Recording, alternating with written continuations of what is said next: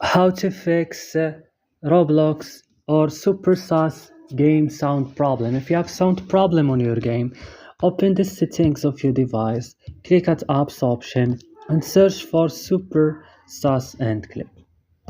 Scroll here this list down, click storage, click clear cache only and back, click add force stop and click OK. Go to Play Store or App Store and update Super SaaS, and then you should restart your device. And that's all what you have to do. Don't forget to like and subscribe in this channel. See you in next tutorial.